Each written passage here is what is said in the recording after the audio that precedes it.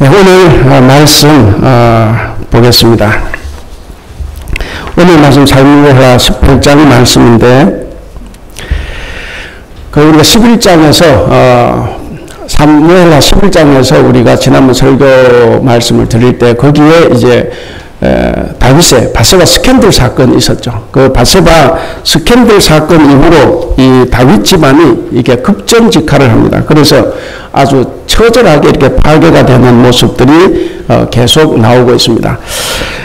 그 이후로 이 다윗의 집안이 나단이 예언했죠. 12장 10절에서 다윗의 집에서 칼이 떠나지 않을 것이다 라는 그 예언대로 다윗의 집안에는 칼부림이 계속 일어났습니다. 우리아를 죽게 만든 칼이죠. 우리아를 죽게 만들었던 그 칼이 방향을 틀었습니다. 방향을 틀어서 마치 복수라도 하듯이 다윗의 집안을 공격했습니다. 급기야 그 칼이 이 압살롬에게 붙어서 형 암논을 죽였고 이제는 아버지인 다윗을 겨누고 있습니다. 그리고 바세바를 겁탈했던 이 다윗 사건이 방향을 또 바꿔서 이제는 다윗의 집안을 공격하고 있습니다. 암논이 이복 여동생을 겁탈을 했고, 그리고 이번에는 압살롬이 아버지의 첩들을 감히 겁탈을 했습니다. 그래서 다윗의 집안은 쑥대밭이 되어가고 있는 것을 사무엘하 11장부터 끝까지 우리는 확인을 할 수가 있습니다. 본문에서 이제 전쟁이 일어납니다. 이 전쟁은 유다 지파 내에서 유일하게 처음이자 마지막으로 일어나는 전쟁인데, 자식이 아버지를 대항해서 일어나는 반란 사건이죠. 이게 유일한 사건인데, 어쨌든 오늘 본문의 전쟁도 군사력으로 보면 압살롬이 압도를 합니다. 전국에 있는 유지들도 다 압살롬 편입니다. 그리고 다윗의 신하들 중에서도 유능한 신하들이 많이 이 압살롬 아래로 들어갔습니다. 그뿐만 아니라 민심도 다 압살롬을 지지했습니다. 이 압살롬 멋지게 생겼지 않습니까? 특히 이 머리카락, 이 멋지게 생겼는데, 그가 4년 동안 성문에서 억울한 백성들의 환심을 사기 위해서 그들의 억울한 일을 다 도와주고 풀어줬습니다. 왕도 할 수 없는 그런 일을 이 압살롬이 다 상담하고 도와줬습니다. 그러니까 충분히 자기 선전도 다 했습니다. 그래서 왕이 되고자 하는 그 마음대로 그는 모든 일들을 다 했습니다. 그래서 민심으로 보거나 군사적으로 보거나 정치적으로 볼 때도 이 전쟁에서는 압살롬이 압승을 할 것을 우리는 예상을 할 수가 있습니다. 그런데 전쟁의 결과는 압살롬이 참패했습니다. 군은 2만 명이 죽고 패합니다. 그러니까 이길 수밖에 없는 전쟁, 그리고 이기는 전쟁에서 패하는 것입니다. 그래서 그는 아마 정신이 혼미했으라 생각을 합니다. 그리고 부랴부랴 숲을 속으로 도망을 쳤습니다. 항상 백성 앞에서 자신의 외모를 뽐내면서 그렇게 환심을 사기에 좋았던 그 인기, 그 모든 것이 한순간에 날아가는 시간입니다. 그가 그것에 의지해서 결국 왕위까지 넘봤지만 결국 자신의 그 매력 포인트인 그 머리카락이 자기를 죽이리라고는 상상을 못했을 겁니다. 이 휘날리는 머리카락이 결국 도망하다가 상수리 나무에 걸려서 노새는 그냥 빠져 도망을 가버렸고 자기만 그냥 공중에 대롱대롱 매달렸습니다. 이것을 이렇게도 볼 수 있어요. 땅도 압살롬을 버렸고 하늘도 압살롬을 버린 그런 형국을 지금 압살롬이 맞이한 겁니다. 자, 그래서 그렇게 풍성했던 머리칼이 결국 자기를 죽이는 요인이 되었는데, 그러니까 가장 자랑스러웠던 그것이 자기를 죽이고 마는 것입니다. 이 소식을 들은 요압이 작은 창 3개로 이 요압의 압살롬의 심장을 찔렀습니다. 그래서 그렇게 잘 나가던 요압이 그저 3일 천하로 모든 일이 마무리되고 맙니다. 그리고 이어지는 본문, 마지막 본문을 보면 다윗이 보고를 받습니다. 보고를 받는데 사실 이 보고는 두 사람이 보고를 합니다. 오늘 본문에서는 빠졌지만 29절부터 아히마스라는 사람 먼저 보고를 했고, 그리고 오늘 31절 본문에 이제 구스 사람, 에티오피아 사람이 보고하는 것이 나옵니다. 이 본문에는 안 나오지만 아히마스라는 사람은 항상 좋은 소식만 전하는 사람입니다. 그래서 그가 쫓아오니까 다윗이 저 사람은 좋은 소식을 가지고 오겠구나 생각했습니다. 근데 정말 좋은 소식만 전했어요. 전쟁에서 이겼습니다. 그런데 다윗은 그 성문 사이에서 마치 탕자의 아버지처럼 이 소식을 기다리는 것은 성전 소식이 아니라 이 철없는 내 아들 압살롬이 살았느냐 죽었느냐 그것이 더 관심이 많았습니다. 그래서 이 아히마스에게 다윗이 물어봅니다. 철부지 내 아들은 살았느냐 죽었느냐. 그랬더니 이 아히마스는 얼머부리고 맙니다. 좋은 소식만 전하고 말았어요. 그때 이제 31절부터 보시면 구스 사람, 에디오피아 사람이 쫓아와서 성전 소식을 전합니다. 그도 이겼습니다. 그랬더니 여기서도 다윗이 묻습니다. 철부지 압살롬을 무사하냐? 그랬더니 이 사람이 대답을 합니다. 여러분 32절을 보시면 중간에 나오죠. 왕을 대적하는 자들은 다 그 청년과 같이 되기를 원하나이다. 그러니까 죽었다는 말이죠. 죽었다고 그렇게 대답을 했습니다. 그래서 오늘 이 본문에 나오는 이 다윗 군사와 이 압살롬 군사와의 전쟁을 비교해 보면 신앙의 삶은 어떤 것이고 또 우리가 어떻게 살아야 하느냐 하는 것을 우리에게 가르쳐 줍니다. 그래서 우리는 오늘 이 본문 말씀을 통해서 승리한 다윗의 군대의 기쁨과 그리고 패배한 압살롬 군대의 비참함을 한번 대비시켜 봄으로써 우리가 어느 편에 서야 할 것인가 하는 것을 우리가 깨닫기를 원하고, 그리고 또 하나는 무엇보다도 우리는 주님의 생명을 전하는 그리스도인입니다. 우리가 주님의 생명을 전하는 그리스도인으로서 이웃을 진실하게 사랑하고 정직하게 말하는 사람이 되어야 한다는 것을 우리가 다시 한번 되새겨보면서 은혜를 나누고자 합니다. 자, 먼저는 이제 6절에서 8절에 나오는 내용입니다. 사람은 누구를 따르느냐에 따라서 그 운명이 달라집니다. 이 압살롬의 군대와 다윗의 군대가 에브라임 숲에서 치열하게 싸웠습니다. 그러나 우리는 예상을 합니다. 그 전쟁에서 압살롬 군대가 이길 것이다. 그런데 압살롬 군대가 참패를 했습니다. 2만 명이나 전사했습니다. 많은 사람들이 희생을 당했습니다. 그러나 우리는 이 모든 것을 전쟁에서는 당연히 이런 일들이 일어나기 때문에 이 모든 것을 우리는 당연하게 생각할 수도 있지만, 그러나 우리가 곰곰이 생각해 볼 문제가 하나 있습니다. 왜냐하면 전쟁만큼 비참한 것도 없지만 또 전쟁만큼 또 기쁜 것도 없어요. 이기는 쪽에는. 그래서 이렇게 사람들 희비가 선명하게 갈라지는 이 경우가 전쟁 외에는 잘 없습니다. 그래서 승전한 사람들은 전리품을 나누고 기뻐 잔치를 합니다. 그러나 배전한 자들은 고통스럽게 죽어갔고 또 살아남은 자들도 포로가 되거나 비참하게 죽어가는 것. 살아있는 것이 죽음보다 더한 고통을 겪기도 합니다. 그렇다면 여러분, 왜 이런 운명이 극적으로 갈라져야만 될까 하는 겁니다. 왜 어떤 사람들은 승리에 기뻐하고 즐거워하는 반면에 어떤 사람들은 생명을 잃거나 고통스러워해야 했을까? 물론 여기에 대한 어떤 가르침 교훈은 여러 가지로 답을 할 수가 있겠지만, 그러나 가장 결정적인 이유는 뭐냐면 내 지도자가 누구냐 하는 것입니다. 그러니까 그들의 지도자에 달렸다 하는 것입니다. 사실 이 전쟁의 승패는 지도자에 의해서 결정되는 경우가 많습니다. 설교를 준비하는 중에 말레이시아와의 축구를 봤습니다. 피파 랭킹 171위. 우리가 이길 수밖에 없는 축구였는데 졌어요. 참 답답하게. 그래서 이번에는 선수들이 잘못해서 진 게 아니라 일반적으로 사람들이 평하기를 감독이 작전을 잘못했다는 겁니다. 한 게임 쉬어가고자 했다가 이제 남은 게임에 온 힘을 다 쏟아부어야 하는 그런 참 안타까운 직면에 처했습니다. 그러니까 이 감독의 역량이 얼마나 중요하냐 하는 것을 우리는 지난 금요일 밤에 봤습니다.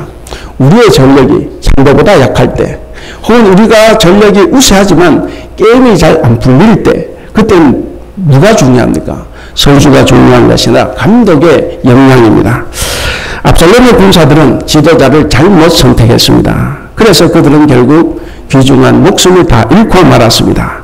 그러므로 우리 성도 여러분, 우리는 이 세상에서 먼저 지도자를 옳게 분별하고 거짓된 말을 잘 판단할 수 있는 그런 안목을 우리는 가져야 합니다. 그러나 반대로 만약에 우리가 잘못된 지도자를 따르거나 사람들의 거짓말에 우리가 현혹이 된다고 하면 우리 역시 압살롬의 군사들과 같은 운명에 처하고 말 것입니다.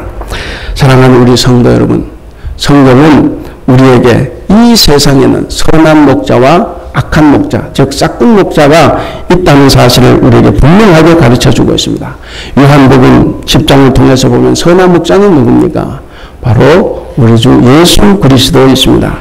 반대로 악한 목자는 사탄입니다. 그리고 그는 이 세상 임금으로 불립니다.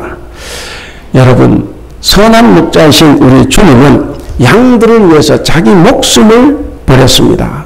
그러나 악한 목자, 싹군 목자는 자기의 목숨을 위해서, 자신의 유익을 위해서 오히려 양을 버리고 도망을 갑니다.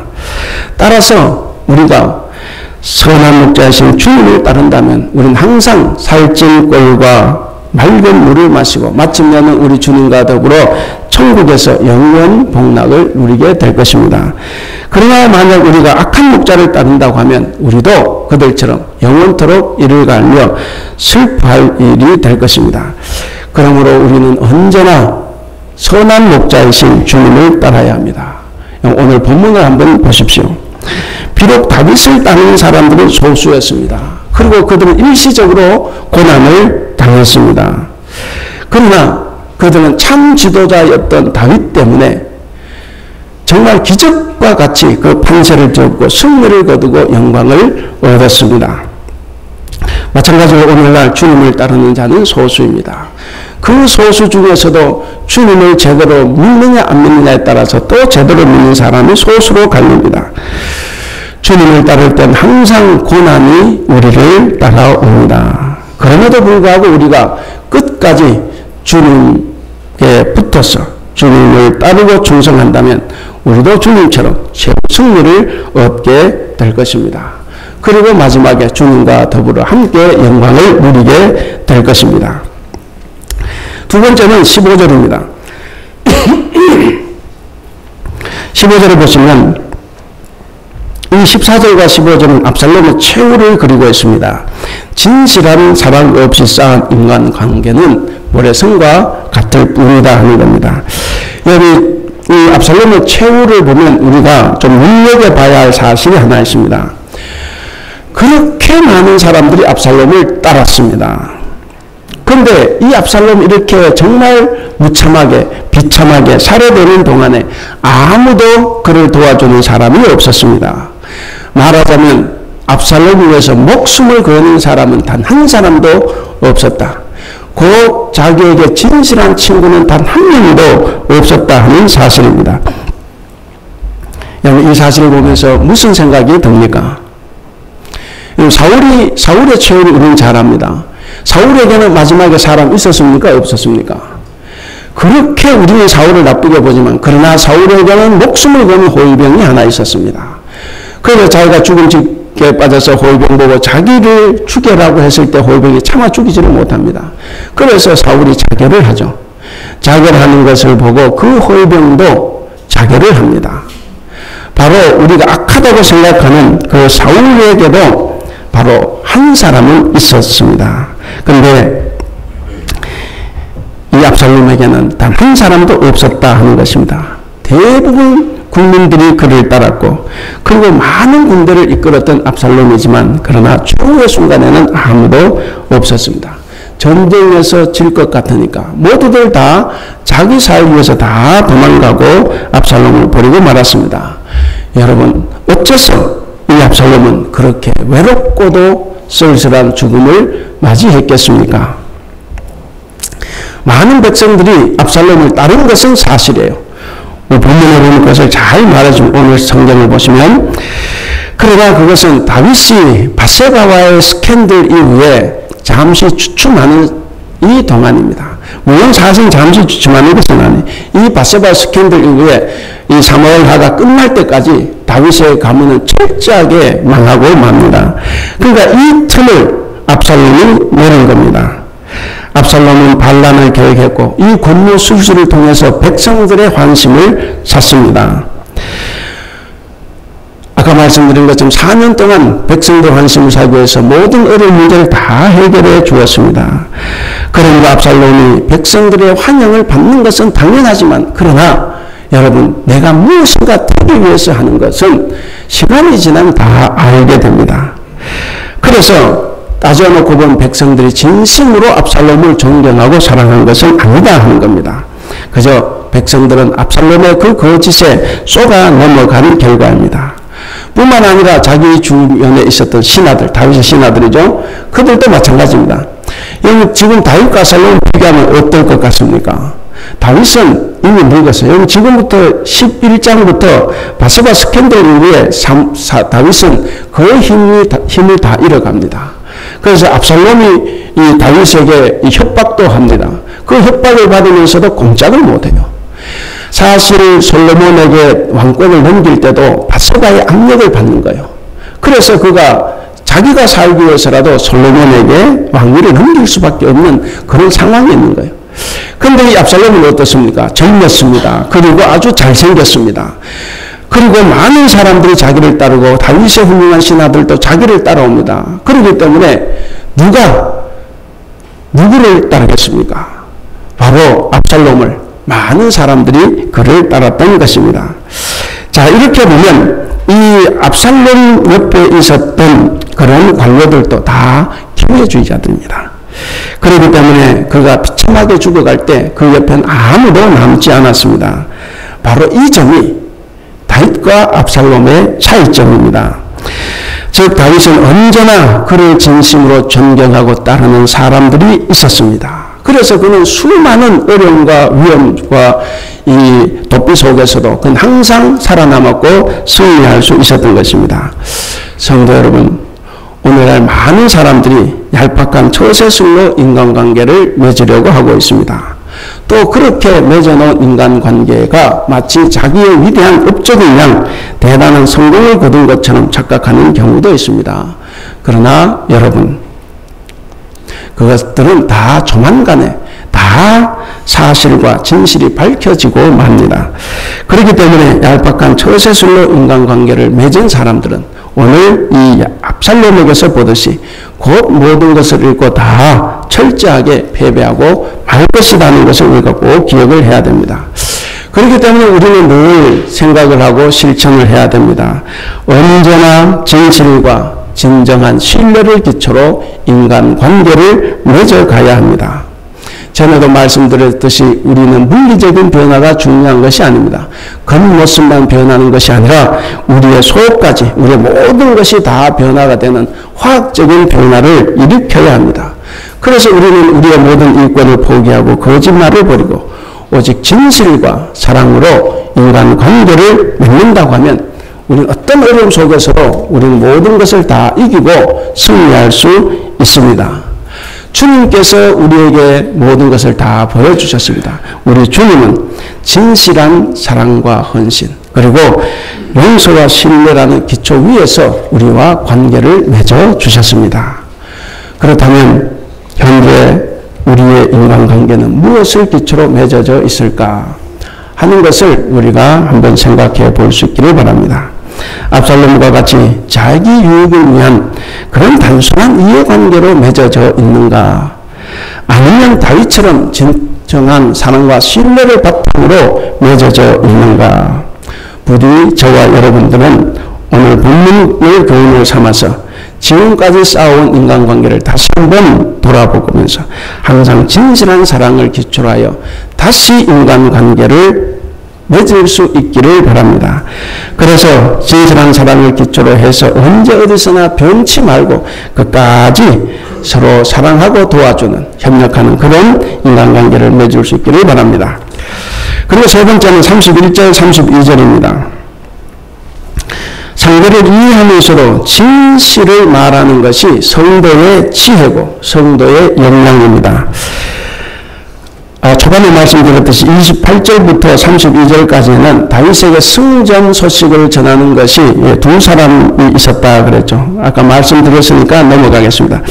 자, 첫 첫 번째 성경 소식을 들은 아히마스라는 사람을 우리가 한번 생각해 보겠습니다. 아히마스가 옳았는가 아니면 구스 사람이 옳았는가 하는 겁니다. 다윗이 아들의 죽음 소식을 들으면 큰 충격을 받을 것인데 그것을 모른다고 얼머부린 아히마스가 옳았는지 아니면 그것을 직접적으로 말은 안 돼. 어쨌든 보고를 한 충격을 받을 줄 알면서도 보고를 한 이 구스 사람, 에티오피아 사람이 옳았는가 하는 겁니다. 물론 우리가 이것을 확정 지을 수는 없어요. 한두 마디로 이것을 결론 내리기에는 복잡한 문제인 것이 틀림없습니다. 왜? 상황과 어떤 현장에서는 서로 다르기 때문에 그렇습니다. 그런데 분명한 것은 있습니다. 오늘 우리 그리스도인에게는 분명한 것이 뭡니까? 항상 진실을 말해야 한다라는 사실입니다. 정직하게 말을 하라입니다. 물론 상대의 감정을 세심하게 고려를 해야 됩니다. 아무리 좋은 말도 상대방의 감정을 보지 않고 말을 하면 그것은 독약이 될 수도 있습니다. 우리는 거짓말을 두 개로 나눠서 하나를 하얀 거짓말 이렇게 이야기합니다. 그래서 하얀 거짓말은 해도 좋다 이야기합니다. 저도 거기에 동의를 합니다. 그러나 모든 일에서 하얀 거짓말이 다 좋다는 건 아니에요. 어떤 연구가 있습니다. 말기 암 환자들을 상대로 연구한 것인데 이 말기 암 환자들은 이 사실 죽음이 괴롭죠. 죽음이 고통스럽고 괴롭지만 그러나 사실을 정직하게 말해주기를 바란다고 대답을 했습니다. 그 이유가 뭐겠습니까? 이유는 간단하죠. 거짓말을 듣고 남은 시간을 허비할 수 없다는 겁니다. 내가 3개월 뒤에 죽는데 3년은 살아. 그래서 허비하다가 죽음을 맞으면 그것이 더 큰 불행이다 하는 거죠.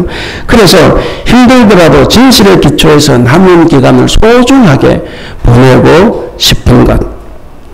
얼마 남지 않은 인생인데 그 얼마 남지 않은 인생이지만 그것을 정말 인간답게 인간의 존엄성을 지키면서 죽음을 맞이하고 싶다 하는 것이 그들의 바람입니다. 그렇습니다. 여러분, 우리는 불치병 환자는 아닙니다. 그렇지만 성경 표현을 빌리면 우리는 다 안개와 같은 인생입니다. 그러니까 곧 사라지고 말 인생들입니다. 우리는 이렇게 짧은 인생을 거짓의 기초에서 살아갈 수는 없습니다. 더더욱 진실은 반드시 밝혀지기 때문에 더더욱 거짓에 우리가 기초할 수는 없다 하는 것입니다. 여러분, 이 압살롬의 죽음도 결국 다윗이 그 사실을 알게 됩니다. 아히마스가 보고는 안 했지만 뒤에 들어오는 사람에서 바로 알게 되었다 하는 거죠. 그래서 사실을 얼려 부리기보다는 오히려 다윗을 진정시키고 사실을 말해주는 것이 훨씬 더 좋았을 거다 그렇게 봅니다. 왜 그렇습니까? 사람은 어차피 그 사실을 들으면 충격을 받습니다.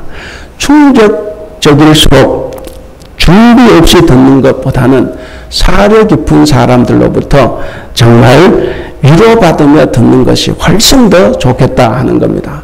이 구수 사람 보면 참 사려 깊게 대답한 것으로 보입니다. 그러므로 우리 성도 여러분, 우리도 살아가면서 오늘 이 다윗과 아히마스와 같은 경우를 우리는 많이 겪게 될 것입니다. 그때마다 진실과 정직은 모든 상황을 초월하는 우리 그리스도인들의 행동 원리라는 것을 꼭 기억을 해야 되겠습니다. 그리고 어려움을 당한 이웃들에게 이해심과 동정심을 잃지 않는 가운데 진실과 함께 위로를 할 수 있는 지혜를 우리가 다 가질 수 있기를 바랍니다. 마지막 네 번째입니다. 우리가 살아가면서 성경에 나오는 신앙 전통과 우리의 신앙이 좀 다를 수가 있습니다. 히브리인들, 이스라엘 사람들의 전통적인 이 신앙 관심사를 우리가 한번 알아보겠습니다. 10편, 15편 말씀을 한번 보시기 바랍니다.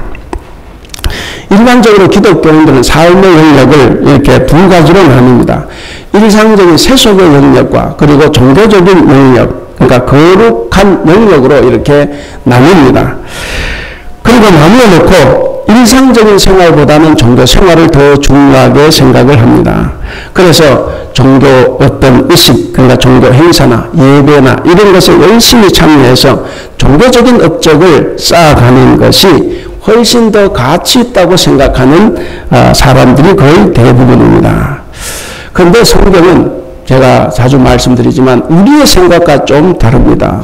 예수님의 비유에서도 광도 만난 자를 볼 때 레위인과 제사장이 잘못됐다고 이야기하는 걸 우리가 보지 않습니까? 그래서 성경에서도 항상 순종이 제사보다 낫다.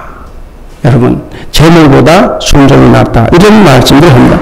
자, 여기도 보면 10편 15편 여러분 한번 보시기 바랍니다. 이 10편 15편은 다윗의 시입니다. 마치 이 성전 문 앞에서 제사장이 질문을 던지고 거기에 오는 성도들이 대답을 하는 형식을 취하고 있는 것 같습니다. 여러분 이 시 앞에 어떻게 됐습니까? 1절을 보시면 누가 주님 계신 곳에서 살 수 있습니까? 누가 주님의 거룩한 산에 머무를 수 있습니까? 라고 하는 이 종교적인 질문을 던집니다. 그러니까 오늘 말로 하면 누가 구원을 받을 수 있습니까? 이 질문입니다. 그러니까 우리도 다 궁금해하는 그런 질문입니다. 그러니까 이 질문 자체는 이상한 것이 없어요. 다 우리가 하는 질문입니다.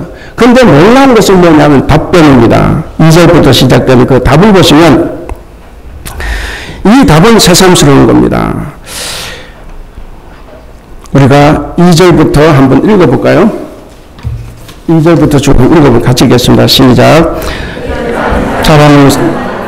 정의를 실천하는 사람, 마음으로 진실을 말하는 사람, 혀를 놀려 남의 허물을 들추지 않는 사람, 친구에게 해를 끼치지 않는 사람, 이웃을 모욕하지 않는 사람, 하나님을 없음 여기는 자를 경멸하고 주님을 두려워하는 사람을 존경하는 사람입니다. 맹세한 것은 해가 되더라도 깨뜨리지 않고 지키는 사람입니다. 높은 이자를 받으려고 돈을 꾸어주지 않으며 무죄한 사람을 해칠세라 뇌물을 받지 않는 사람입니다. 이러한 사람은 영원히 흔들리지 않을 것입니다. 예, 하나님께서 베푸신 구원의 잔치에 참여할 수 있는 조건은 놀랍게도 종교생활이 아닙니다. 우리 예수님에 의해서도 많이 봐요. 산상설교에서도 끊임없이 그 말씀을 하셨고 양과 염소의 부위에서도 우리는 그것을 다 봤습니다. 구약시대부터 신약시대를 거쳐서 지금까지 가르치지만 그런데 왜 성도들은 자꾸 종교적인 일에만 매일까? 이런 생각을 해봅니다. 그래서 여기서도 바로 종교생활이 아니라 일상생활에 도덕적인 실천과 깊은 관련이 있다는 것을 말해주고 있습니다. 여기에서는 하나님의 뜻에 순종하는 것이 예배보다 더 낫다는 바로 이 전통신앙이 반영되어 있습니다. 여러분, 구원에 참여하기 위해서는 이웃을 진실하게 대해야 합니다. 특별히 오늘 10편 15편의 말과 관련해서 세 가지가 나옵니다. 진실을 말하라, 남의 허물을 들추지 말라, 이웃을 모욕, 이웃을 비방하지 말라, 이렇게 말합니다. 이사야 33장 15, 16절에서도 이사야가 비슷한 말을 합니다. 거기에서는 하나님의 심판에 직면해서 구원받을 5 부류의 사람을 말하는데 그 중에 한 부류가 누구냐면 정직하게 말하는 사람, 이것을 넣고 있습니다. 여러분, 히브리 신앙인들의 관심사, 성경의 관심사는 인간다운 삶을 실천하는 것에 초점이 있다 하는 것입니다. 그 참된 삶이라는 것은 종교 의식에 참여하고 종교적인 업적을 쌓는 것이 아닙니다. 일상생활에서 이웃에게 거짓말하지 아니하고 정직한 말을 하고 진실하고 정의로운 삶을 살아가는 것, 그것이 바로 우리의 참된 삶이다 하는 것입니다. 여러분, 믿음이 좋다, 저 사람 믿음이 좋아, 그럴 때 그건 무슨 뜻입니까? 믿음이 좋다 이 말은 성경대로 말하면 저 사람은 사람답게 산다라는 것입니다. 여러분, 사람답게 살고 있습니까?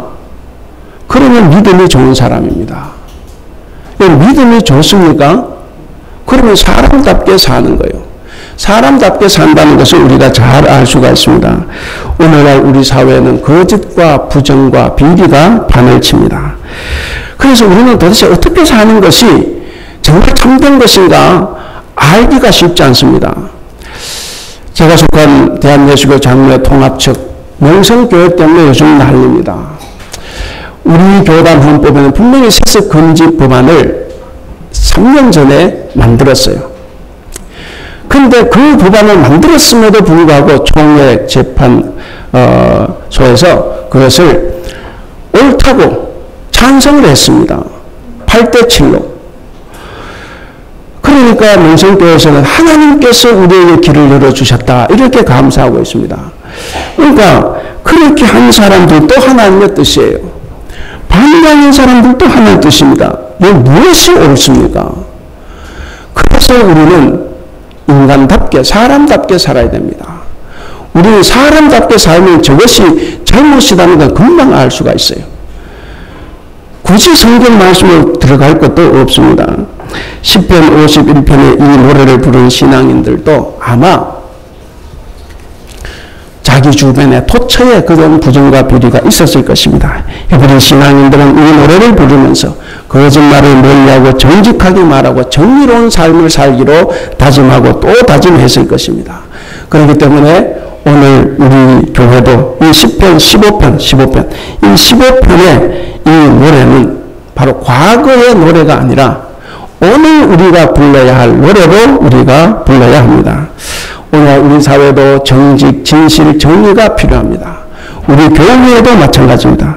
그래서 우리 사회나 교회나 다 마찬가지로 참으로 정직한 말을 하고 정의로운 삶을 사는 사람들이 절실히 요구되고 있다고 우리는 느낄 수 있습니다. 이제 말씀을 듣겠습니다. 여러분, 이 다윗은 위기 속에서도 믿음을 잃지 않았습니다. 그의 군대도 신뢰로 단결이 되어 있었습니다. 그래서 이 수적인 열세에도 불구하고 질 수밖에 없는 싸움에도 불구하고 압살롬의 대군을 무찔렀습니다. 또한 다윗은 정직한 보고를 받음으로써 슬픔을 온전하게 풀어낼 수 있었습니다. 우리들도 다윗처럼 끝까지 하나님과 동행하며 어떤 상황에서도 우리는 믿음과 소망과 정직을 잃지 말아야 합니다. 사랑과 시로 이 세상을 살아감으로써 우리에게 닥치는 온갖 어려움도 다 이기고 승리할 수 있기를 바랍니다. 사랑하는 우리 성도 여러분, 오늘 제목이 뭡니까? 같이 읽겠습니다. 시작. 그리스도는 정직하게 말하는 사람. 기독교의 본질은 정직과 신뢰에 있습니다. 김사만 목사도 그의 아들 목사도 다 우리는 세습하지 않는다고 다 말했습니다. 다 믿었어요. 그런데 세습을 했습니다. 그래서 우리 기독교가 또 한 번 공도박질 치고 있습니다. 세상 사람들은 예수님을 수없이 시험하고 떠보고 그리고 온갖 질문 공세를 취했습니다. 그럴 때마다 예수님은 거짓으로 답변하지 않았고 거짓으로 모면하지 않았습니다. 자리를 모면하고 위기를 벗어나려고 거짓말하지 않았습니다. 그리고 자기가 말한 것은 실천을 했습니다. 여러분, 기독교인이 정직하지 못하다고 하면 거기에는 신뢰도 없고 거룩성도 없습니다. 결국 우리의 모든 신앙은 다 헛으로 끝나버리고 말 것입니다. 진실하신 예수 그리스도를 본받는 우리는 우리 자신을 과장하지 말아야 되고 남을 속여서도 안 됩니다. 힘들지만 우리는 항상 진실과 정직을 말해야 합니다. 사랑하는 우리 대북교회 성도 여러분, 그리고 오늘 우리와 함께 예배하는 성도 여러분, 우리의 하나님은 우리가 하고 있는 모든 행동을 그대로 다 보고 계십니다. 그리고 또 보신 그대로 우리를 심판하십니다. 그런 하나님 앞에서 우리는 정직하게 말하고 진실하게 살아야 합니다. 그래서 이번 한 주간도 주님의 위로와 도우심을 충만하게 받아가는 여러분들이 될 수 있기를 바랍니다. 이 시간 함께 기도하겠습니다. 기도할 때 앞에 보시는 제목대로 양들을 위해 목숨까지 버리신 선한 목자신 주님만 따를 수 있도록 진정한 사랑과 신뢰의 바탕으로 진실한 인간관계를 맺어갈 수 있도록 어떤 상황에서도 진실하게 하고 말을 정직하게 할 수 있도록 그리고 자녀들을 잘 양육하여 부끄럽지 않은 부모가 될 수 있도록 해달라고 우리 함께 기도하겠습니다. 기도하겠습니다. 사랑하시는 하나님 아버지, 몇만 압살롬과 아들이라고 품고 사랑하는 아버지 다윗의 사랑 속에서 우리를 향한 하나님의 사랑을 우리가 다시 한번 기억합니다. 단결에 버리지 않으시고 먼저 달려가 안아주시고 입맞춰주신 우리 하나님 아버지, 인생의 금이구리가 우리를 놀라게 하고 신음케 하고 쓰라리게 합니다. 그럼에도 불구하고 우리에게 아버지가 있음을 기억함으로 아버지의 그 큰 사랑으로 넓기 기며 승리하는 우리들이 될 수 있도록 주님 도와주시옵소서. 하나님 아버지, 우리가 사는 동안에 흘려 우리 삶 가운데 피하고 드리고 싶은 자녀는 할지라도 우리 주님이 보여주신 것처럼 하나님 우리 뜻은 하나님 뜻이 이루어지기를 바라며 순종하며 살아가는 우리들이 다 될 수 있도록 주님 도와주옵소서. 그리고 그러한 과정 가운데 우리 각자가 예수님을 통한 하나님의 나라를 경험하게 하시고 그것에서 우리 삶 내에 각자의 이해가 시작되기를 소망합니다. 하나님 아버지 우리가 늘 주님과 동행하며 살 수 있도록 도와주시고 하나님 아버지의 그 동행을 통해 우리의 삶을 내려 풍성해지고 새로워진 은혜를 맛볼 수 있는 은혜를 내려주시옵소서. 수많은 사람들이 주장함에 따랐던 압살롬은 막상 그가 죽을 때 아무도 없었습니다.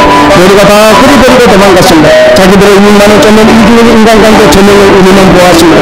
하나님 아버지 우리의 목숨을 바친 선한 목자신 주님을 본받아 우리도 진정한 사랑과 신뢰의 바탕으로 진실한 인간관계를 맺게 하여 주시옵소서. 그래야 우리 사회와 우리 교회가 득되게 하여 주시옵소서. 어떤 상황에서 진실하게 하고 말을 정직하게 할 수 있도록 도와주시옵소서. 그럴 때 본들은 신뢰와 정직에 있음을 다시 한번 깨닫습니다. 우리가 사람답게 살아감으로써 믿음의 좋은 성도를 되게 하여 주시옵소서. 우리 그리스도인들이 정직하지 못하다면 우리 사회에 무슨 희망이 있겠습니까? 진실하신 예수 그리스도를 받아 우리 자신을 과장하지 않으며 남을 속이지 않으며 힘들지만 진실만을 말하며 살아가는 우리들이 될 수 있도록 주님 도와주시옵소서.